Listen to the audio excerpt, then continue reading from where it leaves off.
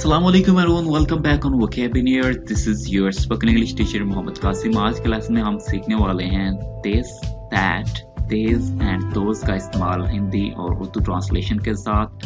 अगर आप इस लेसन की PDF डाउनलोड करना चाहते हैं तो लिंक डिस्क्रिप्शन में ऐड कर दिया गया है।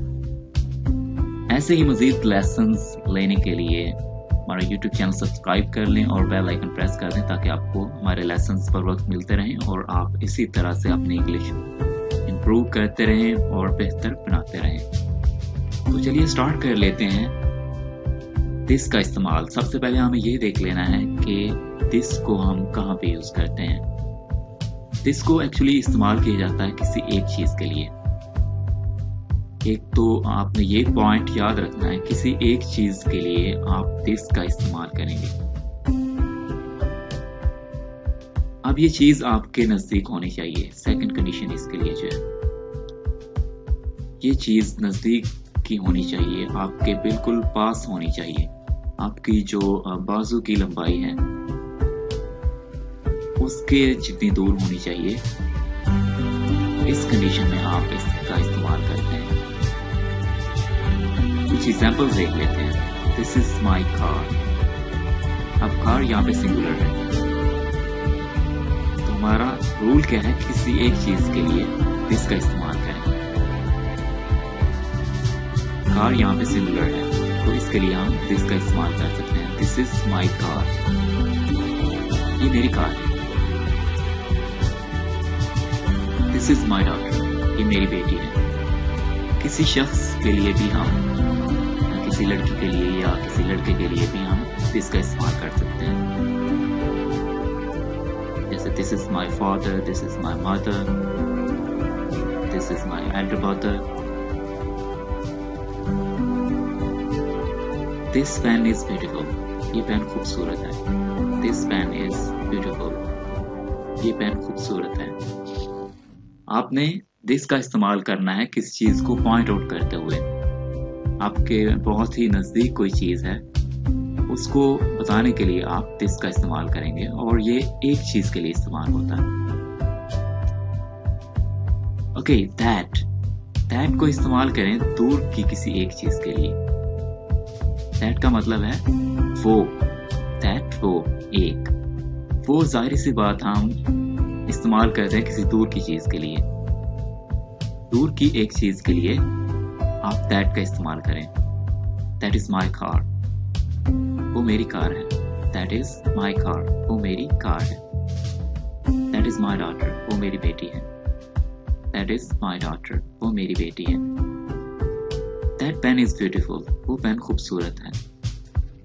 दैट पेन इज ब्यूटीफुल, वो पेन खूबसूरत है।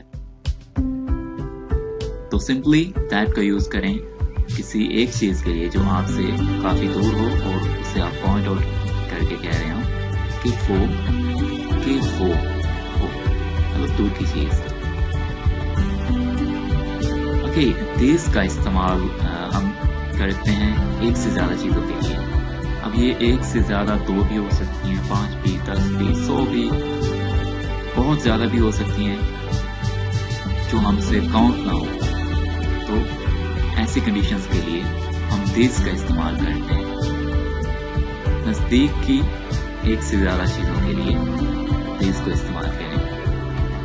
अब ये दिस भी नजदीक की चीजें होनी चाहिए जिनकी तरफ हम इशारा करके कह रहे हो दिस, ये।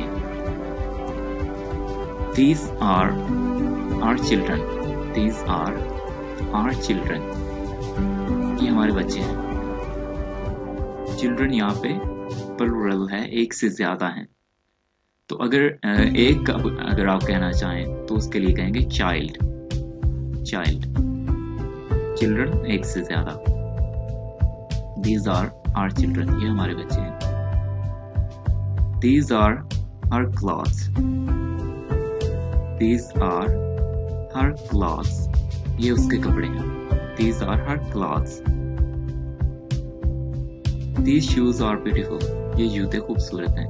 These shoes are beautiful, ये जूते खूबसूरत हैं। Those,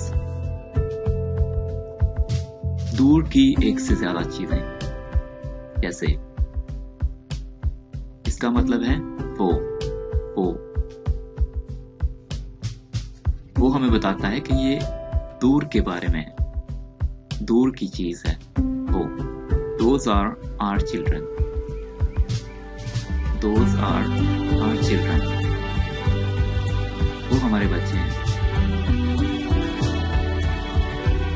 Those are our clothes. वो उसके कपड़े हैं। Those are our clothes. वो उसके कपड़े हैं। Those shoes are beautiful. वो जूते खूबसूरत हैं। Those shoes are beautiful. वो जूते खूबसूरत हैं।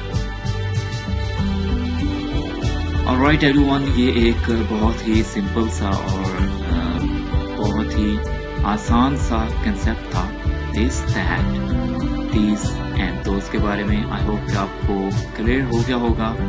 आप भी हमें अपनी पसंद का लेसन हमसे बनवा सकते हैं। आपको कमेंट बताना है कि आप किस टॉपिक पे लेसन बनवाना चाहते हैं। तो इंशाल्लाह मिलते हैं नेक्स्ट वीडियो में। अल्लाह हाफिज़।